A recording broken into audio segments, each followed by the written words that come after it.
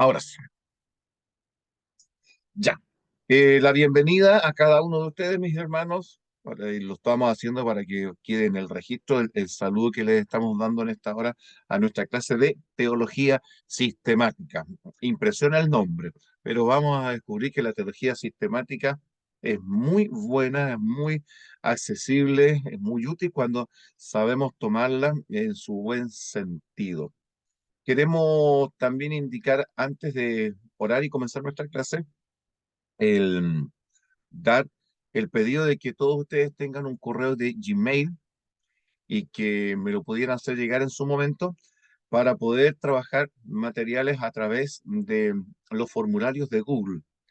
Google tiene una forma de trabajar muy fácil, muy agradable para poder hacer una forma de evaluación sencilla, práctica y que podemos contestar desde nuestros eh, tablets, nuestros computadores e incluso de nuestros celulares. Uno abre el celular y uno ve ahí la prueba, la evaluación diagnóstica y uno va leyendo y marcando las alternativas y apenas está eso hecho, ustedes me la envían de vuelta y el mismo formulario les envía de inmediato el resultado en cuanto a los puntajes que ustedes obtuvieron en esa evaluación, de tal manera que ya tenemos la respuesta al tiro para ir teniendo como un pequeño termómetro de lo que nosotros vamos progresando en nuestra, en nuestras evaluaciones, nuestro crecimiento en este conocimiento de esta materia. Hay que hacerlo, ¿por qué? Porque así vamos tomándonos el peso y vamos evaluándonos nosotros mismos en cuanto a nuestro desarrollo en esta materia. Así que vamos a dar la bienvenida ahí a nuestro hermano Cristian, nuestra hermana Silvia, nuestra hermana Julieta, nuestra hermana Carolina, nuestro hermano Jonathan, nuestro hermano Nelson, que están conectados ya en esta clase.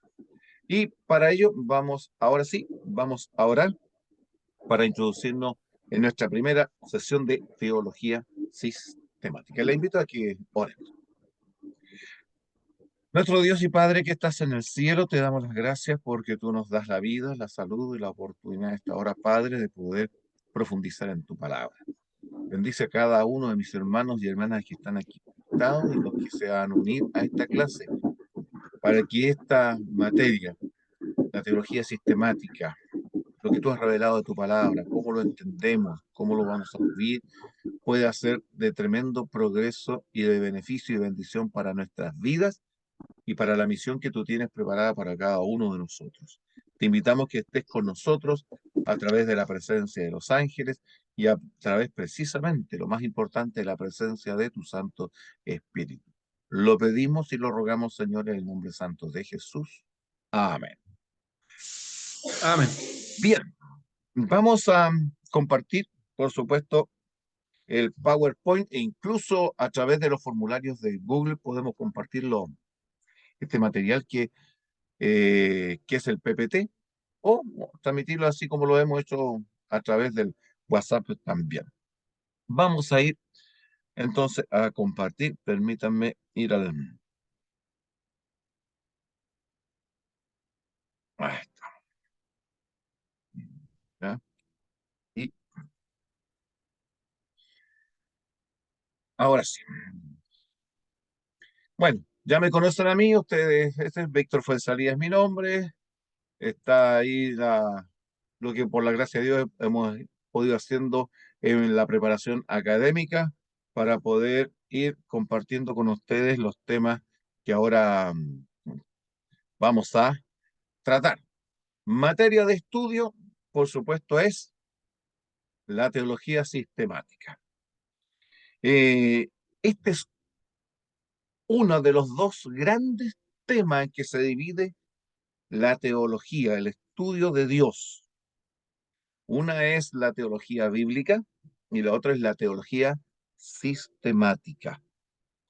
Eh, el mundo de los teólogos lo divide entre los teólogos bíblicos y los teólogos sistemáticos. Y, y ellos rayan ahí una cancha diciendo, no, es que este teólogo, él es sistemático, no, es que él es bíblico. y uno a otro a veces hay una suerte de competencia por ver quién es el más genuino y el más competente de los teólogos, ¿ya? Los sistemáticos hablan de su área como la mejor y por supuesto los bíblicos también hablan de la suya.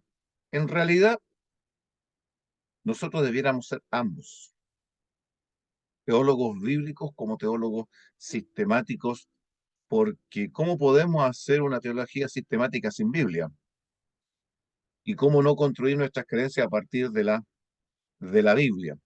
Así que, ¿qué vamos a pedir?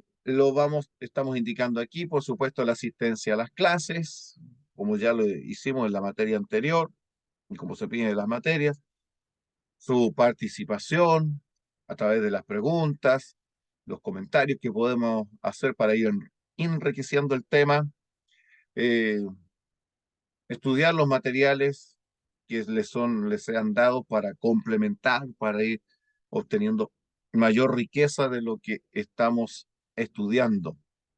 Y lo que yo les pedía es tener un correo de Google o Gmail para usar eventualmente los formularios de Google que creo que van a ser útiles a la hora de ir tomando el peso a través de diagnóstico y de evaluación. Habiendo indicado esto, entonces vamos a pasar ahora a lo que es nuestra materia en forma concreta. Teología. Partamos por la palabra teología. Teología es una palabra compuesta, nosotros ya la conocemos, de dos términos griegos. Theos, Dios, y logos, que significa estudio o tratado, por lo tanto, es una ciencia. La teología es una ciencia porque tiene un objeto de estudio y el objeto de estudio es Dios. Claro que dentro del concepto de la teología está el más riguroso, que es entender la teología como el estudio acerca de Dios mismo, quién es Él, su naturaleza, su carácter, su poder, es Dios el objeto. Pero hay uno que es un objeto de la teología indirecto, que aunque se centra en Dios, estudia a Dios en lo que se refiere a su revelación, lo que nos enseña en la Biblia, a Dios en la creación o cómo actúa en la creación. Ahí está dentro el tema del hombre, del pecado, de la redención, todos los demás temas que forman la enseñanza de la Biblia en la experiencia cristiana. Y esos son también temas de lo que llamamos nosotros teología. Ahora bien, podemos indicar que la teología es el estudio, ya habíamos dicho que es una ciencia, que trata de Dios y de sus atributos o cualidades y su relación con el ser humano y con el universo. Esta es una de las más hermosas ciencias que nosotros podemos tener y podemos realizar. No hay cosa más maravillosa que el ser humano estudiando a su creador, a su redentor, comprenderlo, entenderlo, internalizarlo, vivirlo, descubrir la maravilla, la gloria y el significado profundo que no alcanzamos a dimensionar con nuestra mente finita de lo que Dios es y lo que Dios hace. Dios es así, ha puesto un límite tan grande y maravilloso para que nuestra vida, nuestro corazón y nuestra experiencia queden impresionados, afectados positivamente en lo que significa a estudiarlo a Él y comprenderlo. Eso es, a grosso modo, cuando hablamos nosotros de teología, que es lo que ustedes, mis hermanos y hermanas, están estudiando. Y esa ciencia es maravillosa. Siéntanse privilegiados, siéntanse llamados de Dios para esta tarea. Y no dejen nunca que el enemigo los desanime en lo que significa estudiar la teología. Ahora bien, podemos decir en un sentido más amplio que la teología incluye todos los temas estudiados en un seminario o escuela teológica. A eso también se le llama teología. Cuando uno entra a un seminario, ¿qué está estudiando? O entra a una universidad, ¿qué está estudiando? Ah, teología. Entonces uno piensa, está estudiando un conjunto de materias que han sido subdivididas para preparar a esta persona para que sea un maestro, para que sea un predicador, un misionero, un pastor, un instructor o instructora bíblica, carrera teológica. Y se hace a nivel universitario. Ustedes están en este nivel. Están ustedes en un seminario en que se están preparando y están estudiando teología, con una meta, con un propósito. En, en dicho sentido, abarca áreas tales como Nuevo Testamento, que es lo que se estudia en un seminario, todo lo que implica el, la Biblia o el Nuevo Antiguo Testamento, cómo surgió la Biblia, cuáles son sus divisiones, la teología del Antiguo Testamento, la teología del Nuevo Testamento, cómo se compone cada uno de ellos, su misión, su contenido, su enseñanza. Todo eso es parte de lo que es parte del estudio teológico. Ahora bien, cuando nosotros estudiamos Nuevo Testamento, Antiguo Testamento, historia de la iglesia, teología sistemática, teología aplicada, que es la predicación, el evangelismo, la consejería, todo eso en un sentido es teología. Y también lo que podemos decir en un sentido un poquito más eh, resumido, teología es aplicado al estudio a las áreas del carácter doctrinal de la fe cristiana. O sea, tenemos varios matices. La palabra teología tiene como varias caritas o aristas en las que podemos nosotros estudiar, que es poder entender la teología como el estudio de la persona de Dios, ya es una forma de teología. Estudiar a Dios en su revelación, en su actuar, en todas las doctrinas que nos enseña, en la revelación de su palabra, ese es otro aspecto ya de la teología. Podemos hablar de la teología como una carrera donde estudiamos la Biblia, la teología bíblica, la teología aplicada, consejería, la preparación para ser siervos de Dios o siervas de Dios, también se le llama teología. Y también se le llama teología al conjunto de doctrinas que nosotros extraemos y comprendemos a la luz de la palabra de Dios. Todo eso implica este amplio campo que llamamos teología. Ahora bien, dependiendo, como decimos acá adelante, tanto de su contenido como de su propósito, la teología se ha clasificado de distinta manera y lo vamos aquí a resumir en forma sucinta algunos de los aspectos más generales en que se ha dividido la teología a través de los siglos. ¿Cuáles son ellos? Teología ascética. Esa es una forma de teología que, y esto es parte del ámbito que tiene que dominar la teología sistemática, porque si hay algo que ya me adelanto a decir, la teología sistemática es muy abarcante. Se construye a partir de la Biblia, de la doctrina bíblica, de la revelación bíblica. Ahí pone su fundamento la teología sistemática. Pero no se queda ahí. La teología sistemática añade cómo se desarrollaron las enseñanzas a través de los siglos, qué fueron enseñándose a través del tiempo, cuál es el contexto fuera de la Biblia, dentro de la Biblia, histórico, antes de la Biblia, durante la Biblia, después de la Biblia, qué han pensado distintos teólogos con respecto a la enseñanza de la Biblia, del Evangelio, de Jesús, eh, qué piensan las iglesias, distintas comunidades cristianas. Bueno, esta iglesia sobre la salvación piensa de esta manera, esta otra piensa de esta otra manera. un teólogo piensa así, un teólogo piensa asap, si me permiten la expresión. Eso va abarcando lo que llamamos teología sistemática. Además de eso, la teología sistemática va reuniendo cómo cada tema de la Biblia interactúa con otras ciencias.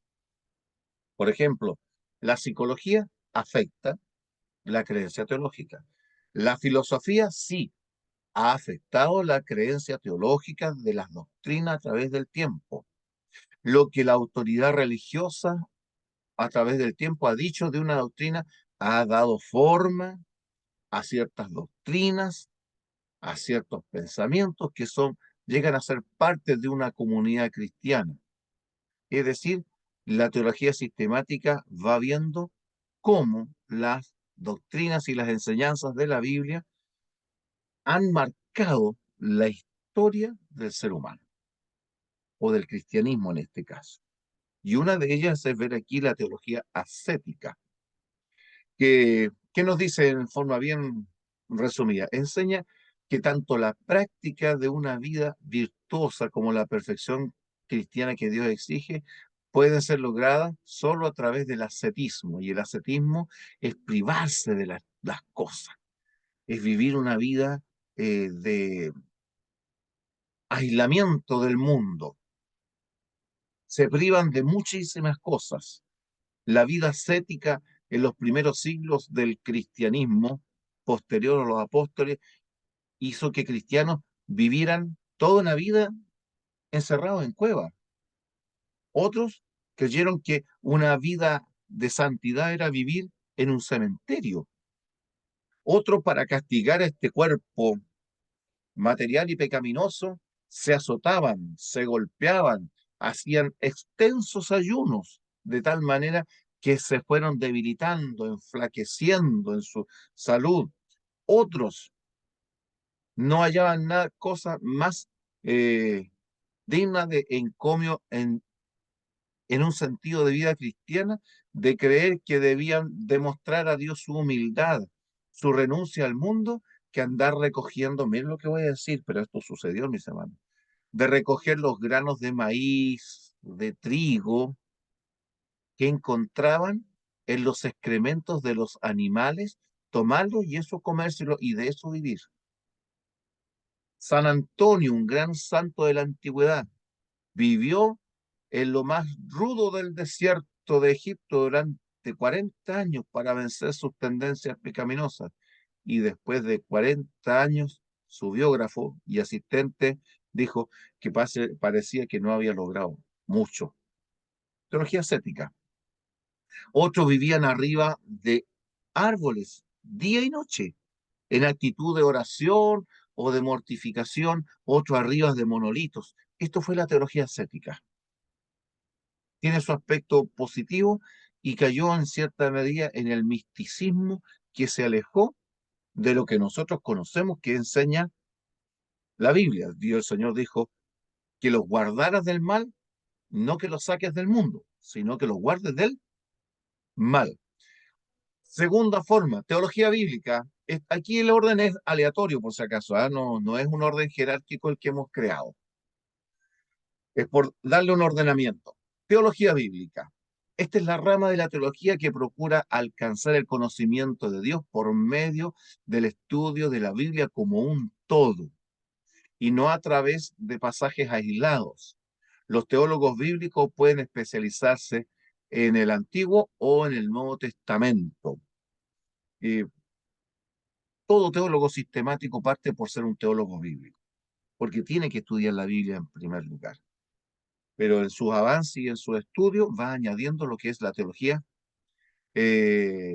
sistemática, el ordenamiento que quiere dar para poder hacer su obra, su ministerio o su enseñanza.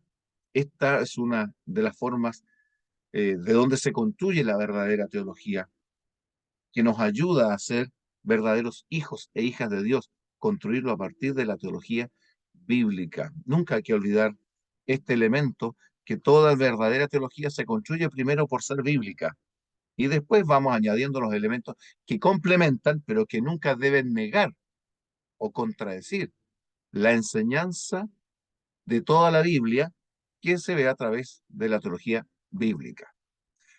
La base de la teología bíblica es la exégesis y la base de la teología sistemática debería ser, por supuesto, la teología bíblica. Avanzamos. Existe también la teología histórica, donde se estudia el origen de las prácticas religiosas, el origen de las iglesias, el origen de las religiones, el origen del pensamiento teológico que puede marcar una época o un tiempo a través de los siglos. Entonces nos permite apreciar las distintas maneras en que se ha expresado la fe a través de los siglos y cuál es el resultado que nosotros nos toca vivir en la actualidad. A eso se le llama teología histórica. Teología dogmática. Nos suena medio, no, a veces nos da un poquito de urticaria escuchar la palabra dogmática. Pues bien, la palabra dogmática o dogma significa doctrina en otras palabras. Y esta es una forma o sistema de pensamiento específico autoritativamente sostenido y enseñado por una determinada iglesia. Tradicionalmente esta rama de la teología correspondió a las iglesias en las cuales una figura o cuerpo de autoridad, sean estos eclesiásticos o estatales, han sido prominentes. Por ejemplo, las iglesias católicas, anglicana, episcopal, hay un cuerpo colegiado que señala qué es lo que debe creer el creyente y entrega el conjunto de creencias que se llama dogmática para que sea creído y practicado por los creyentes en este sistema.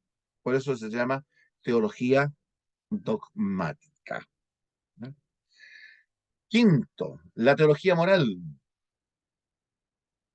Dentro de este estudio que estamos ya haciendo de lo que es teología sistemática, tenemos que saber que existe la teología moral. Y esto es parte de la sistemática. ¿No? Es el estudio de la teología en su relación con la moral, con lo que es bueno y con lo que es malo, con lo ético. Como tal, la teología moral busca proveer las bases teóricas para determinar lo que es correcto o lo que está equivocado en conducta y en el cumplimiento del deber cristiano. A veces la teología moral tiende a basarse mucho en la ética social, en la ética política, en la ética psicológica y filosófica, que tiende a condicionar su pensamiento en cuanto a sus bases bíblicas. Una teología moral debiera ser la moral bíblica en su mejor expresión, en lo que significa una vida de santidad como la de Cristo, la que debería determinar cómo nosotros hacemos la ética, la filosofía, la psicología para el resto del mundo, ¿no? O para el resto de las ciencias del saber.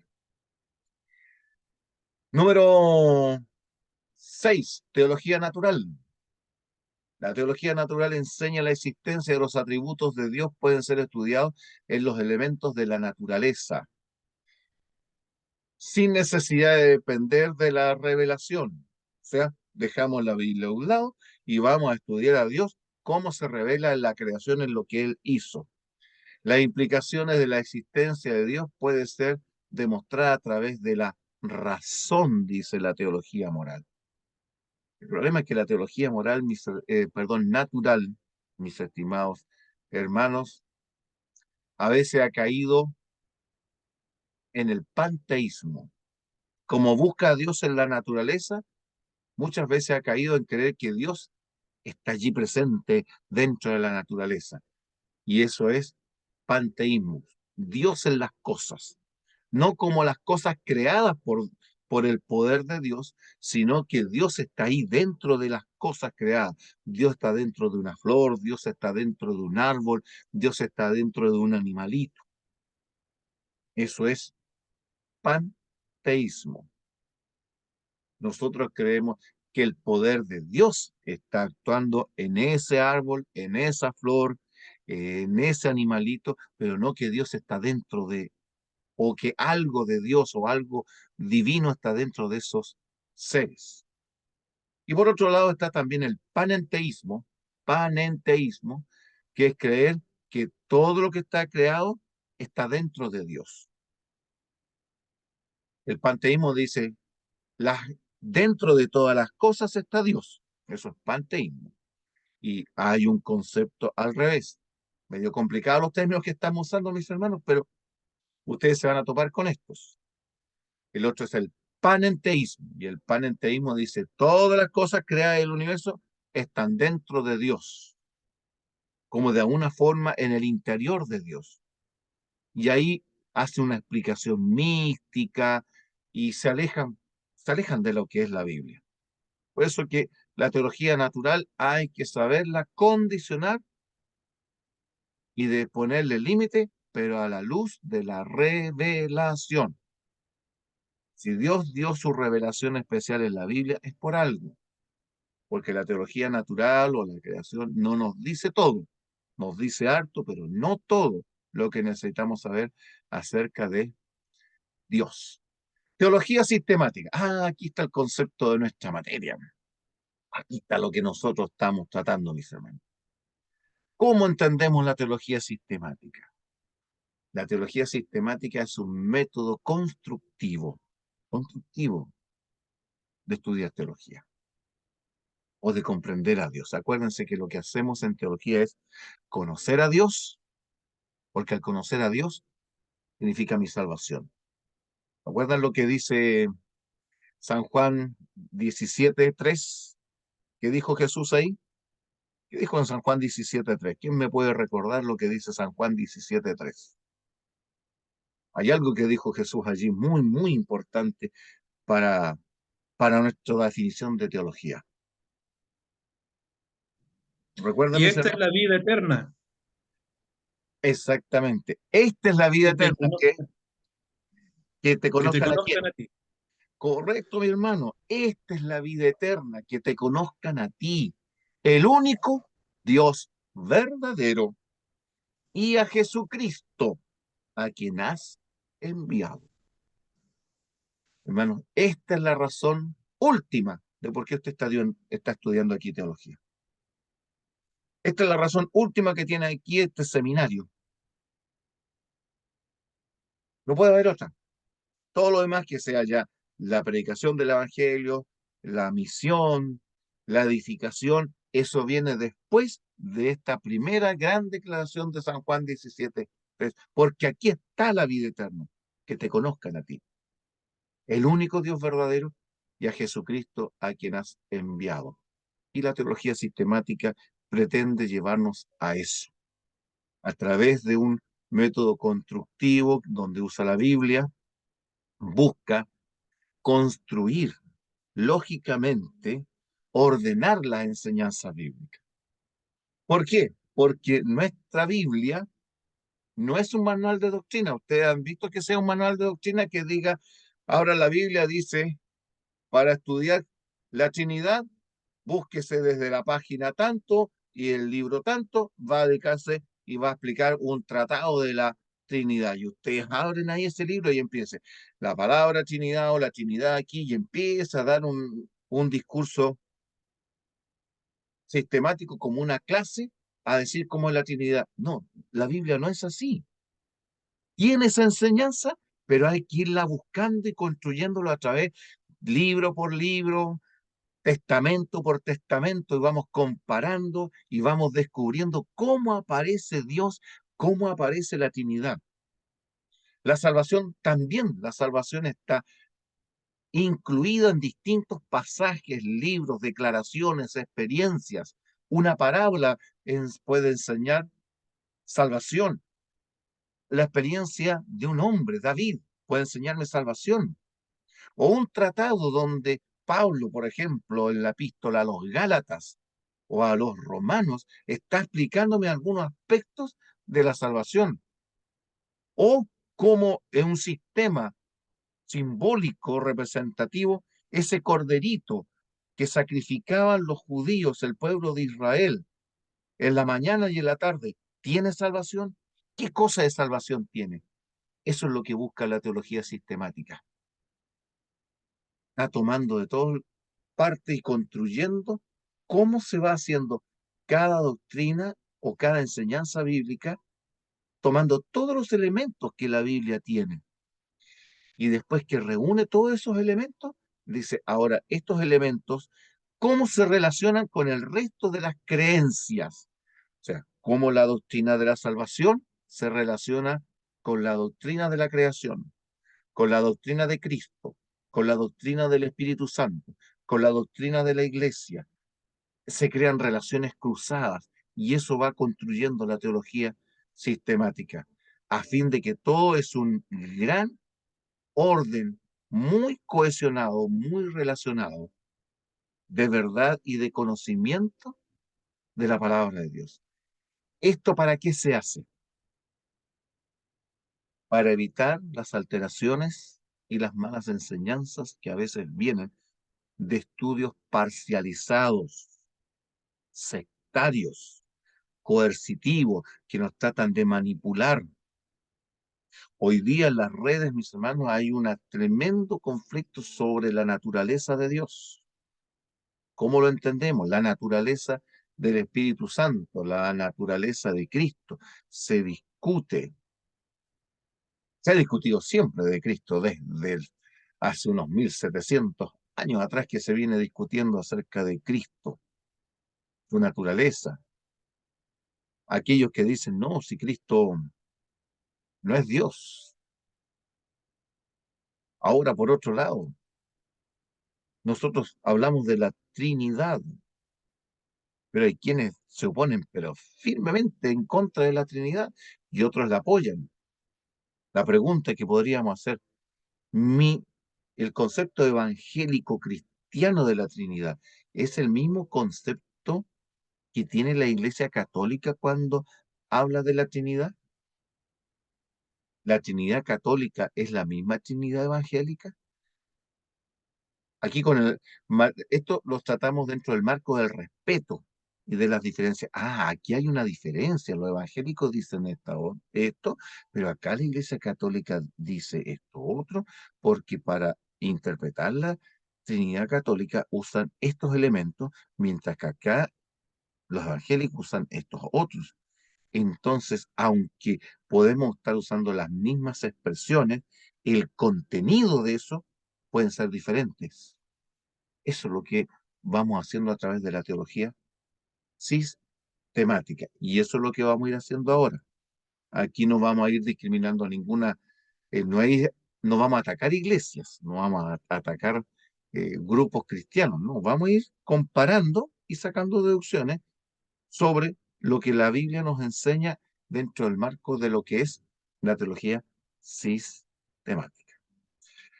Pues bien, como dice aquí, este concepto de teología sistemática requiere ser desglosado para su mejor comprensión.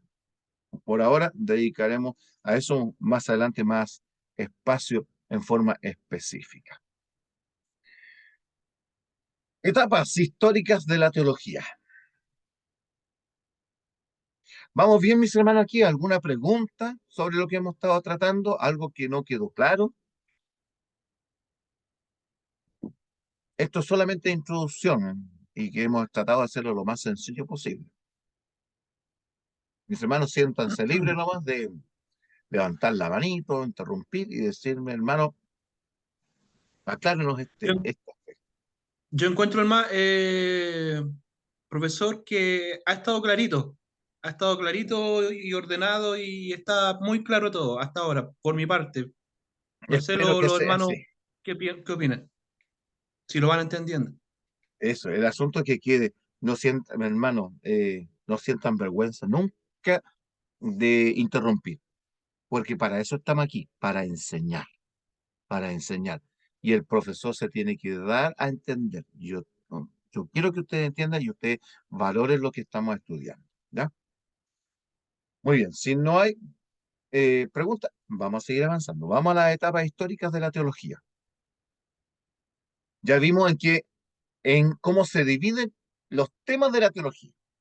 Ascética, teología moral, teología natural, teología bíblica, teología sistemática. De esas, las dos más importantes que tenemos en el mundo cristiano hoy día es Habla de la teología bíblica y la teología sistemática, ¿ya? Pero también a través de la historia se hicieron divisiones en la teología. Existe lo que se llama la teología patrística, y esta teología es el pensamiento teológico, doctrinal que defendieron aquellos que vinieron después de los apóstoles. Estamos hablando desde el siglo segundo hasta el siglo cuarto, quinto de la era cristiana. Aquí está la teología de los que defendieron la fe cristiana ante el Imperio Romano. A eso se le llamó los apologistas. Ellos escribieron tratados, temas y libros para defender la fe cristiana frente al pensamiento filosófico de aquella época, frente a las religiones politeístas que había en ese tiempo, tratados para defender la fe frente a la persecución que hacía el Imperio Romano pagano de la fe cristiana, los conflictos que ellos mismos tuvieron, el docetismo, el gnosticismo, que fueron sectas que aparecieron o se desprendieron del cristianismo y empezaron a alterar el evangelio de Cristo, los marcionitas que aparecieron allí. Todo eso necesitó una respuesta que los patrísticos, de la palabra padres, patres o patros, ellos defendieron, se los considera padres de la fe cristiana en sus primeros tiempos, posterior, recuerden mis hermanos, posterior a los apóstoles. Por eso se llama teología patrística. ¿Ya? La teología patrística entonces florece a partir del pensamiento de autores posapostólicos que escriben después de los apóstoles y se extiende por lo menos hasta fines del siglo octavo de nuestra era. Seguimos. La era patrística se caracteriza por una variedad tan amplia de pensamiento que es difícil describirla en una sola declaración. Sí, escribieron mucho mis hermanos. Es cosa de mirar nomás lo que se llama una obra que está en inglés, Padres Antenicenos. Después viene, y ahí tiene como 14 volúmenes. Después viene 14 libros, 14 tomos. Después viene Padres Nicenos y Posnicenos, otros 14 volúmenes. Y ese es Padres Nicenos y Posnicenos, primera serie. Y después viene Padres Nicenos y Posnicenos, segunda serie, que son otros 14 tomos. Imagínense, 14, 14, 14, la cantidad de libros que hay, mis hermanos, para hablar y contar la historia de lo que los patrísticos dijeron. Y la otra es de Jean-Paul Mignet, que es otro varón del siglo XIX que se dedicó a juntar toda la literatura patrística y escribió, llamó a una de ellas Patrología Griega. Y en la Patrología Griega, ahí publicó 120 tomos solo de patrología griega, para que vean cuánto escribieron. Y después escribió Patrología Latina, cristianos de antiguos que escribieron en latín, y son otros más de 100 tomos que ustedes verían ahí en estudiar esto. Por eso que la patrística tiene muy amplio. ¿Qué destaca la teología patrística? Esto ya es parte, hermano, del contenido de la teología sistemática, desde el aspecto histórico, por si acaso. Sus rasgos generales de la teología patrística de la época que tiende a ser muy filosófica. Estos cristianos pensaron que para poder ganar a los filósofos paganos, incrédulos, ellos tenían que usar la filosofía y empezaron a filosofar. El problema es que después convirtieron al cristianismo en un sistema filosófico de pensamiento. No supieron poner los límites y los llevó eso a la apostasía. Se volvió especulativa por un lado, muy aplicada por el otro. Cuando quiera que sus énfasis fue más, más bíblico. La teología patrística se caracteriza por un marcado énfasis en la confesión del señorío de Jesucristo. Eso, sin duda, ellos destacar a Cristo como Señor lo trataron de hacer siempre, en su encarnación y en el entendimiento de la Trinidad. Hermano Patricio. Esto que usted acaba de mencionar, ¿tiene algún parecido? Bueno, guardando las proporciones, obviamente, ¿tiene algún parecido con lo que puede suceder hoy en día en las iglesias cuando se trata de alcanzar al mundo, a las personas que están en el mundo a través, por ejemplo, de obras de teatro o a lo mejor a través de un reggaetón cristiano? ¿Hay peligro entonces en esas maneras de tratar de alcanzar al mundo si es que en alguna manera se parece Sí, a lo que usted hermano comenta? Patricio, sí, sí hay un parecido, lamentablemente hay un parecido. Los patrísticos nunca lo hicieron con mala intención de decir, vamos a usar la filosofía griega. No, lo hicieron con buena intención. La intención era llevar el Evangelio de Cristo en el contexto en que pensaba ese querido hermano pagano, pero en ese juego de llevar y adaptarlo para que ellos lo entendieran, no pudieron hacer la diferencia, se les pasó la mano y pasaron a tomar parte de esas filosofías, esas formas de pensamiento, la empezaron a hacer parte de su fe. Y cuando empezaron a internalizarlo como práctica cristiana, la fe cristiana se empezó a afectar y la pureza del evangelio se fue dañando. Hoy día también nosotros tenemos una buena intención cuando queremos hacer ciertas prácticas o tomar ciertas formas para llegar al mundo de hoy. Pero cuidado con las adaptaciones. La adaptación nunca tiene que sacrificar el evangelio, nunca. Y eso hay que tener mucho cuidado. Hermano Cristian. Hermano Víctor, yo creo que principalmente a lo mejor el peligro, eh, porque siempre ha estado presente en la posibilidad de la cultura, en la mirada cristiana, ¿cierto? Porque Ujú, de hecho nosotros a lo mejor tenemos una forma de vivir el evangelio sudamericano. Quizá en otros lugares, no sé, vamos a África y nos vamos a encontrar con otras condiciones y con otras expresiones y con otras formas de ser.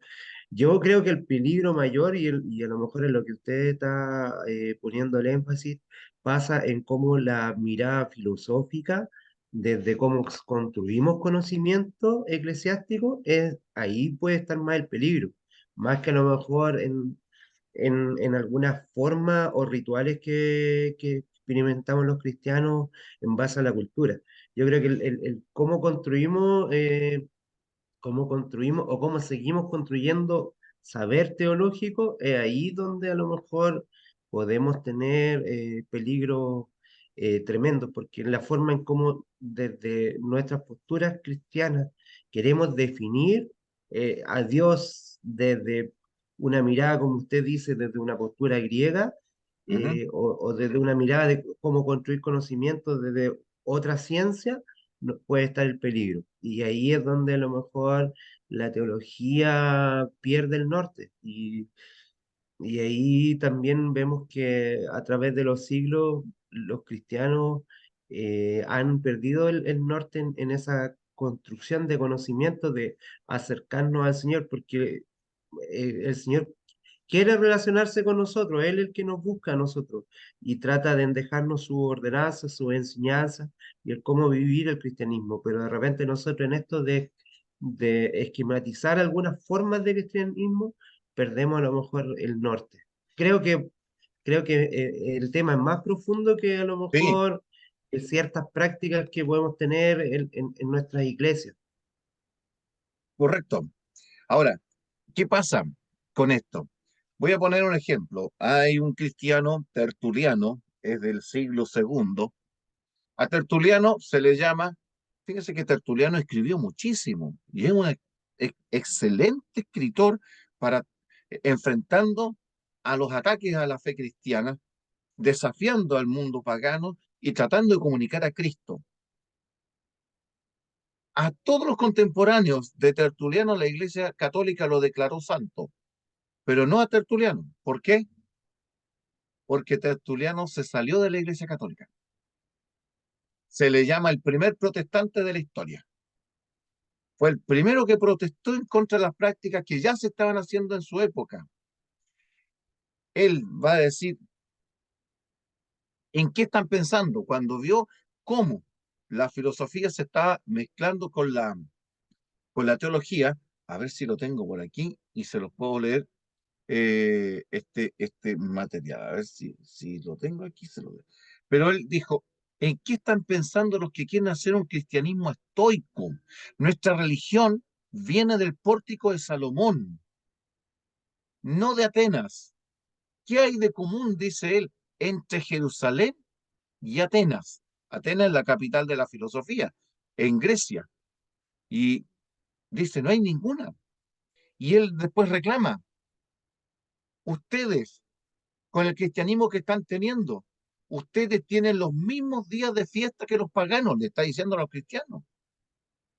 Ustedes guardan las calendas de invierno, hacen los ayunos, tienen comida que ustedes, que el cristianismo original no tenía, y ustedes ahora esa comida la están haciendo, pero porque siguieron y la tomaron de los paganos.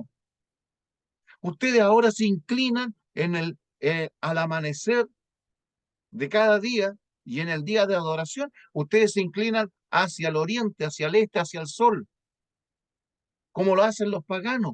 Pero ¿de dónde sacaron ustedes eso?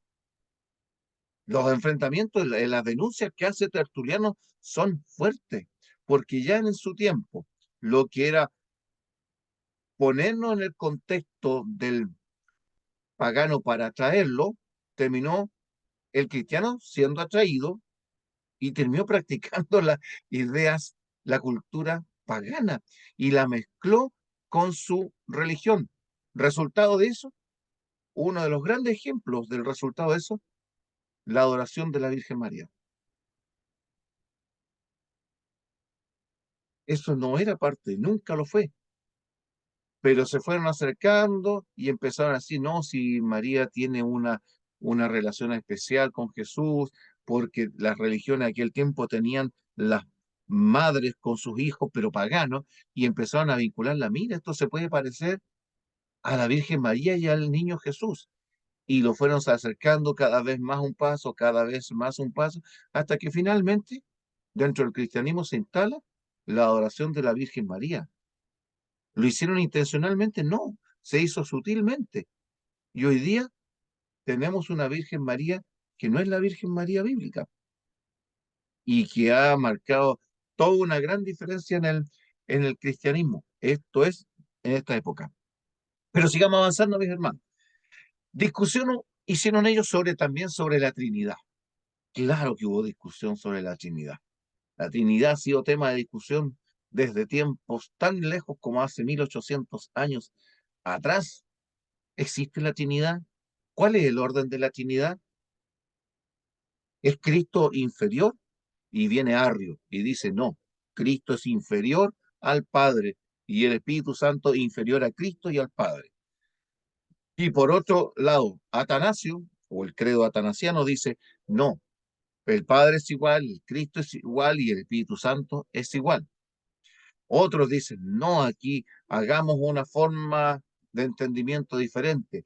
El Hijo, o sea, aquí está el Padre, pero el Hijo procede del Padre, salió del Padre en algún momento en el pasado y se formó como Hijo. O sea, como que Dios generó o engendró al Hijo, como que Dios tuvo un hijo, el Dios Padre se embarazó, por decirlo de una manera que me puedan entender, y tuvo como a Jesús como hijo, ¿no? Y por eso la Biblia dice que es hijo.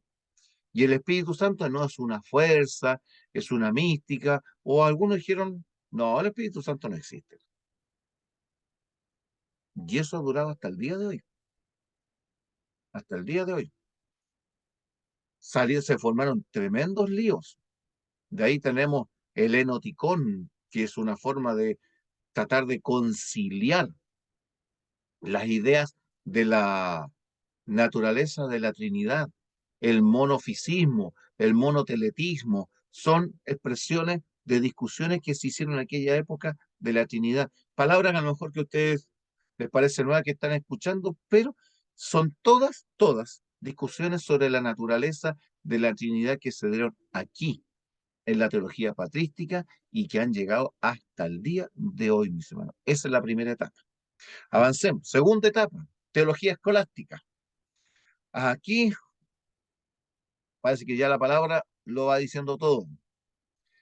Predomina después del periodo patrístico. El término escolástico deriva del latín schola, que significa escuela. O sea, esta teología que se dio en esta época fue una escuela, la teología de la escuela, la teología de la teoría, marcada por la tradición, por las escuelas de pensamiento medieval, filosóficas. Se hizo tan árida la teología sistemática que no tenía significado, era todo repetir cosas de memoria. La teología escolástica se llenó, pero se llenó de la filosofía de Aristóteles, de ese filósofo griego llamado Aristóteles. Y si no era Aristóteles, era Platón, porque surgió la teología a través de San Agustín o Agustín de Hipona en el siglo V. Él va a tomar toda la filosofía prácticamente platónica y la va a meter dentro del cristianismo. Y de ahí en adelante el cristianismo se volvió filosófico, profundamente agustiniano, o perdón, platónico. Pero después, por allá por el año 1100, 1200, aparece de la era cristiana otro gran cristiano, Tomás de Aquino. Y Tomás de Aquino va a decir, no, ahora para toda la teología cristiana vamos a tomar Aristóteles. Y toma Aristóteles y mete la filosofía de Aristóteles y crea lo que va a ser representativo de esta teología que es llamada teología escolástica. Con esto se tuvo que enfrentar Martín Lutero cuando él hace la reforma. Él estaba viendo una teología que si por un lado era aristotélica, por otro lado era platónica. Él mismo fue afectado por esa filosofía. Él era agustiniano y en alguna de sus interpretaciones, con toda la luz que él trajo y el cambio que trajo en la fe cristiana, algunas de sus conclusiones no pudieron separarse, pues él ni siquiera se dio cuenta de que en alguna de sus interpretaciones estaba siendo él filósofo platónico para interpretar la Biblia. No lo vamos a culpar de eso, pero hoy día nosotros nos damos cuenta de que el asunto marcó profundamente su vida y la vida de los cristianos, o era platónica o era aristotélica, y a eso le llamaron teología. Y esto es parte de la escolástica. Agustín de Hipona, Tomás de Aquino son los grandes representantes. Agustín de Hipona nos trae a Platón, filósofo griego, y Tomás de Aquino nos trae a Aristóteles. Y de ahí se forma lo que hoy día conocemos como la teología católica. La teología católica, con el respeto que nos merece, es profundamente filosófica y la filosofía está por sobre lo que es la Biblia. Por eso todo lo que ellos tienen y estudian 7 años teología porque hay como 3 años donde estudian dentro de su teología pura filosofía. Y el sacerdote de repente a veces pregunto, ¿sabrá al final de cuentas todo lo que cree con tanto que tiene que memorizar, con tanto que tiene que estudiar? Teología patrística fue, perdón, escolástica fue en ese tiempo. Teología reformada. Y aquí ya estamos entrando al periodo de Martín Lutero y los reformadores, Juan Calvino. La teología a la que nos estamos refiriendo, reformada porque hizo una corrección, hizo una reforma en muchos puntos fundamentales de la teología tradicional enseñada por la Iglesia de Roma durante tantos siglos. La reforma a menudo no equivalió a total innovación. No pasó la planadora con la teología escolástica y filosófica. No podía hacerlo y ellos no se dieron cuenta que no pudieron separarse completamente de todo, pero hicieron un avance extraordinario. Nos sacaron de las mayores tinieblas que teníamos hasta ese tiempo. Acuérdense de que en esta época se vendía la fe, se vendía la fe. Lutero no pudo aguantar más a Johann Tetzel vendiendo las indulgencias. Y un día 31 de octubre de 1517 pone sus 95 tesis y cambió el mundo. Si a ese día anterior, el día 30, alguien se hubiera acercado, imagínese usted, hermano, pudiera hacer un viaje en el tiempo, a ese día 30, y poder encontrarse con ese gran hombre que es Lutero. Y lo he hecho, Lutero, con esas 95 tesis que tú estás escribiendo y que planeas ponerla en la puerta de tu iglesia en Wittenberg, tú vas a cambiar el mundo, y lo cambió. ¿Nos habría creído? No sé si nos habría creído. Él lo estaba poniendo allí ¿para qué? Para dar una información que trajera más justicia. No, no quiero que mis feligreses sean engañados. Pero si eso lo hubiéramos dicho, no sabes tú el cambio que va a producir, por primera vez le habríamos dicho, ¿sabes, hermano Martín Lutero? Por primera vez van a temblar los cimientos del Vaticano y de Roma con lo que tú estás haciendo. El Papa te va a tener miedo.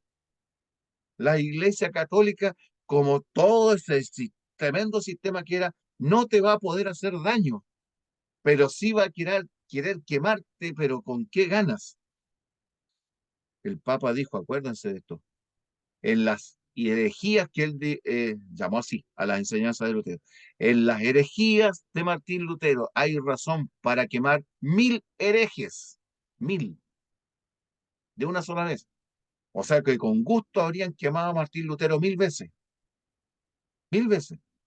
pero no pudieron ponerle un dedo encima. ¿Ustedes ubican el himno Castillo Fuerte?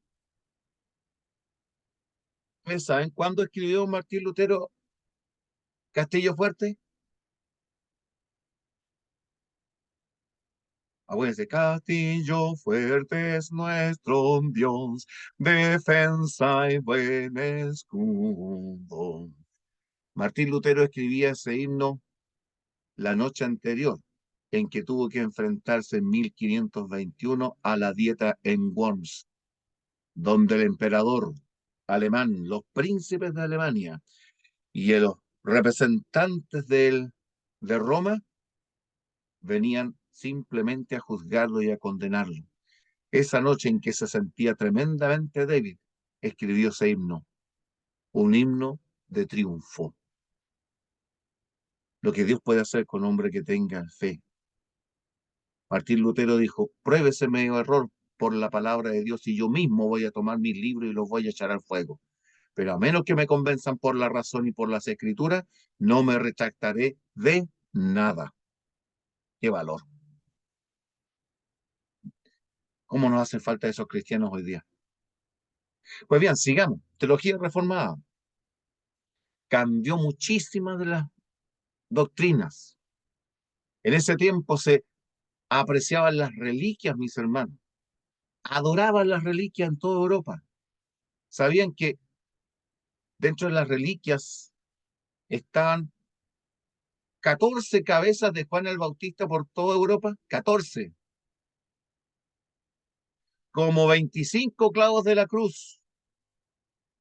Tenían ahí en algunas iglesias y catedrales pan de la última cena. Pan de la última cena, imagínense.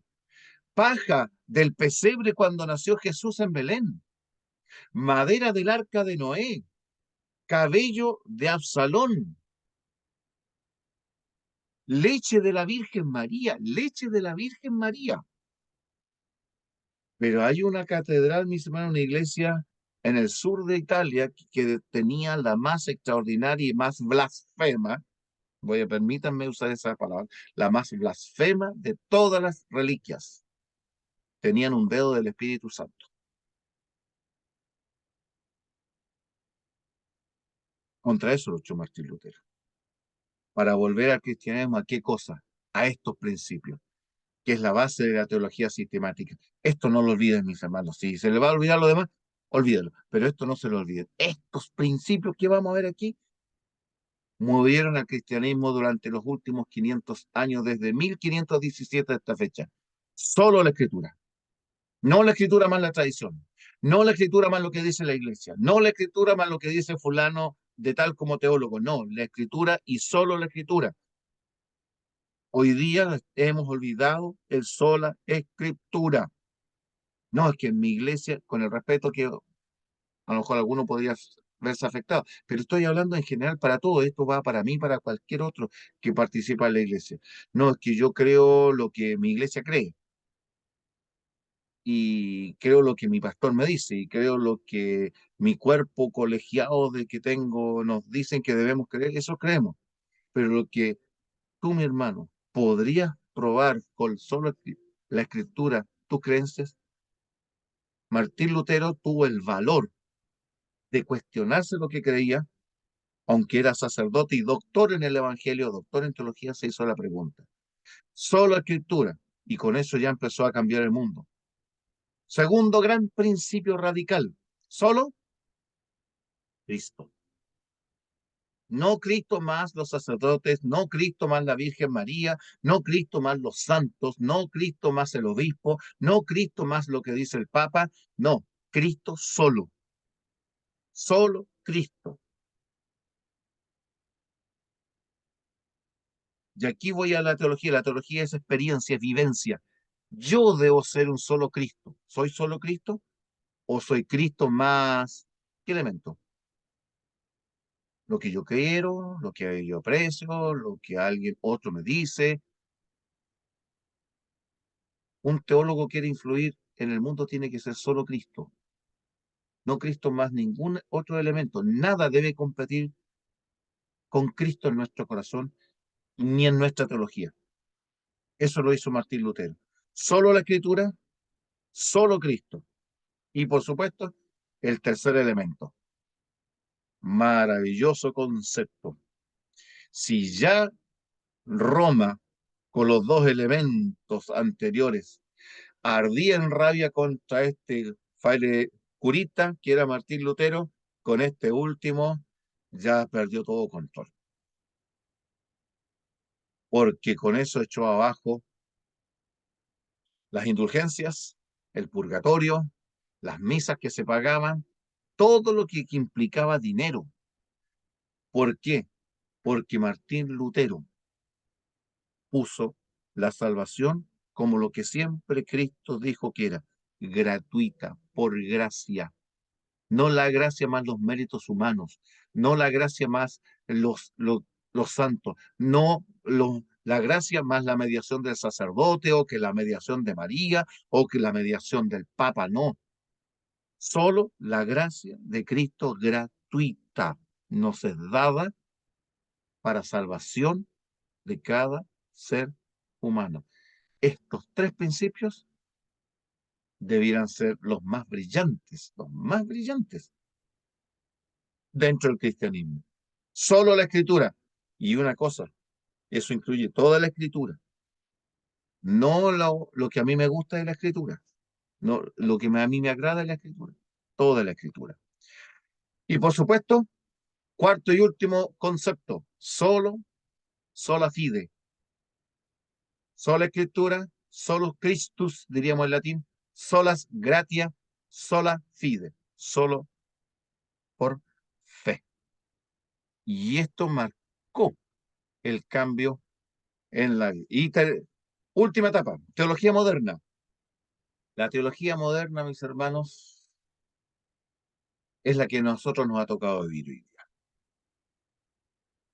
Está influida por el pensamiento ilustrado del siglo XVIII, XVI y XVIII, y esa teología con la ilustración empieza a darle énfasis al razonamiento humano y empieza a dejar la fe a un lado. No, hay que usar ahora el método científico e historicista, de modo que aquí llegó la conclusión, la teología moderna. Los primeros 11 capítulos del Génesis ya no son históricos, son fantasías, son leyendas.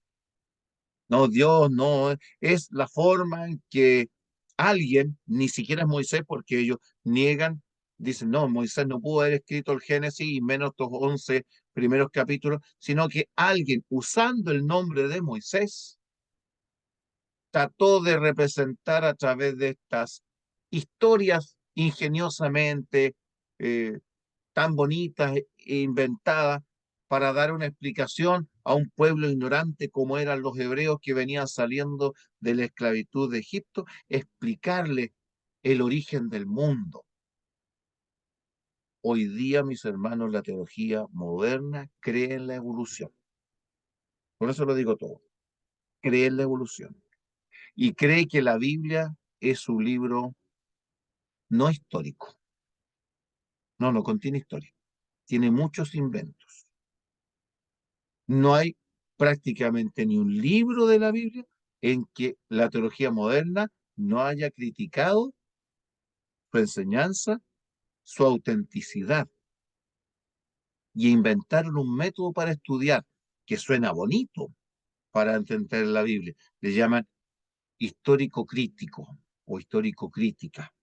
Resultado de eso, nos quedamos sin Biblia.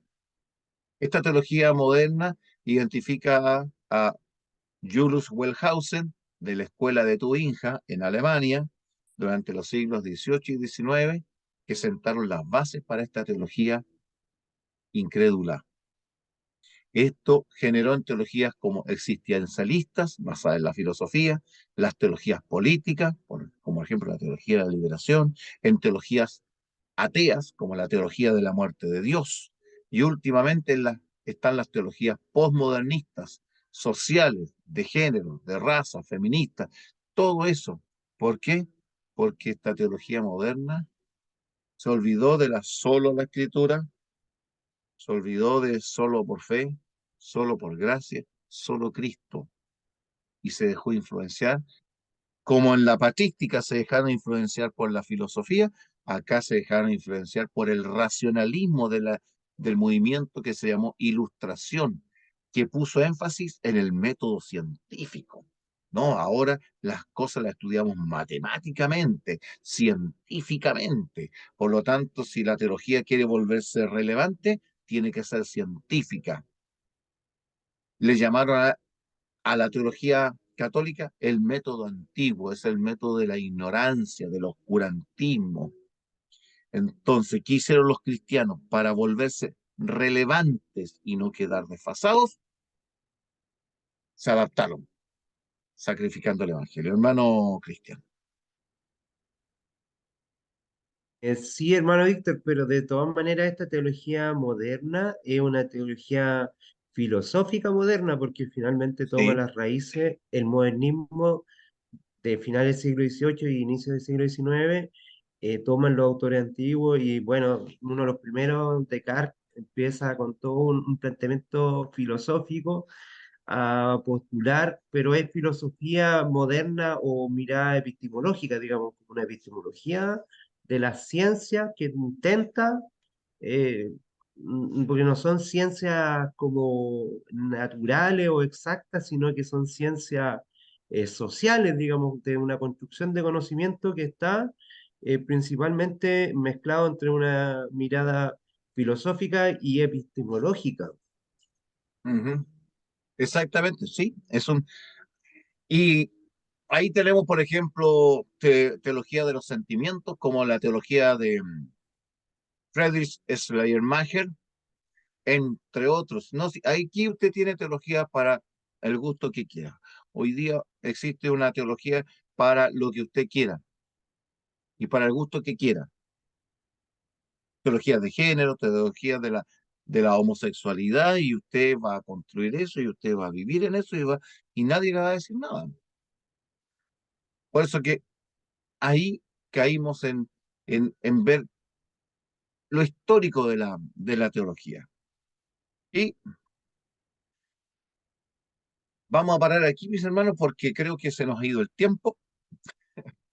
Voy a dejar de compartir pantalla para eh, dar lugar a preguntas, comentarios, algunas cosas que puedan sernos útiles en esta hora, en esta primera clase y en esta introducción a la teología sistemática. No sé si alguien tiene alguna pregunta, algún comentario,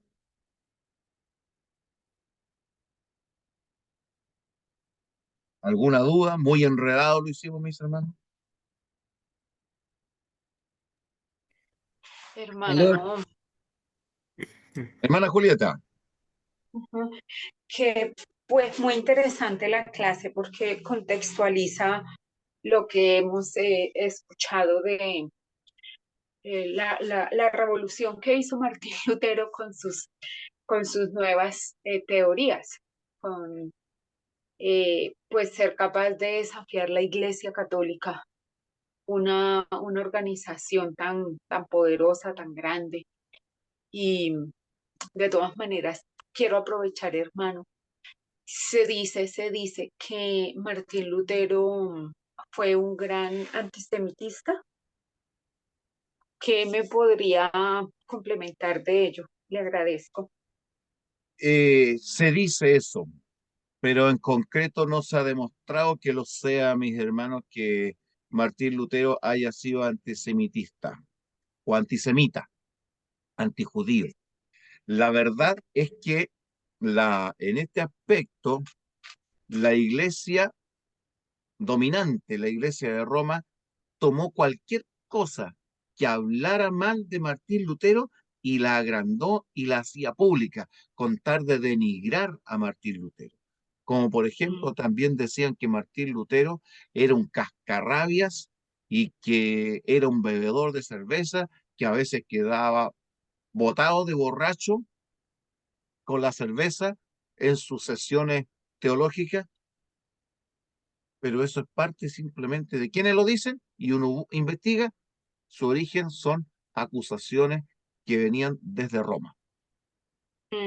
sí, sí, sí se le puede dar credibilidad porque pues lo que hizo Martín pues fue perjudicarlos a ellos, ¿no? Que Exactamente. dejarlos al descubierto toda la maldad que estaban haciendo. Gracias, pastor. Muchísimas De nada, gracias. de nada, Julieta. Hermano Jonathan, parece que lo vi que quería hacer alguna consulta, hacer algún comentario. Sí, profesor, sí, que estaba, escuché todo lo que usted había dicho y claro, da a entender como que a medida que fue pasando el tiempo, las teologías como que se fueron alejando de lo que era la palabra de Dios, estrictamente en sí, ¿Mm? hasta que llegó Martín Lutero y como que Martín Lutero, en Ya pocas lo palabras, pasó, un ¿no? poco le paró el carro a todos los que estaban siguiendo una línea que cada vez se estaba alejando más de Dios, po, incluyendo sus propias creencias. Ujú. Y la teología actualmente justamente hace todo lo contrario, pues te aleja de lo que Dios dice y prácticamente, entre comillas, como lo que lo mata, te enseña como todo lo contrario para en vez de acercarte a Dios, alejarlo. Exactamente.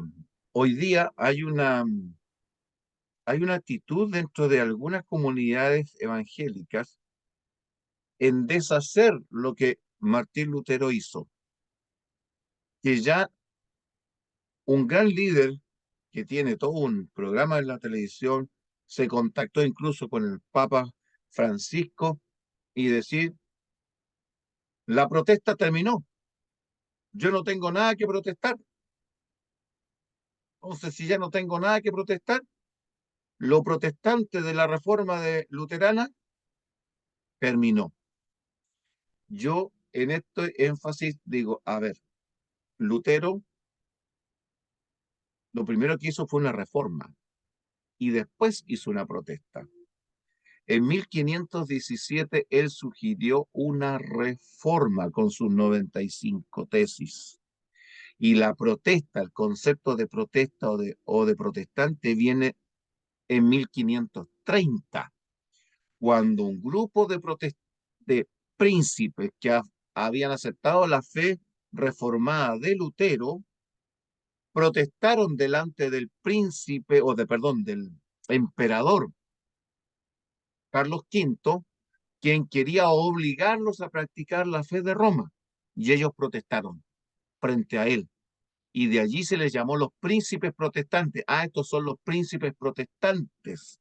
Y finalmente a todos los que se adherían a la fe de Roma, perdón, a la fe luterana, a la fe reformada, se les empezó a llamar, estos son los que siguen a los príncipes protestantes y quedaron por protestantes. Y hasta el día de hoy se nos llama protestantes por esa razón. Pero eso vino posterior a la reforma. Lutero hizo una reforma y esta reforma tiene que continuar. Todavía no se ha consumado completamente. Bien, mis hermanos, si no hay más que comentar, vamos a terminar por hoy. Vamos a orar, ¿ya? No sé si alguien tiene algún pedido en especial que hacer para que oremos y terminemos por hoy nuestra clase.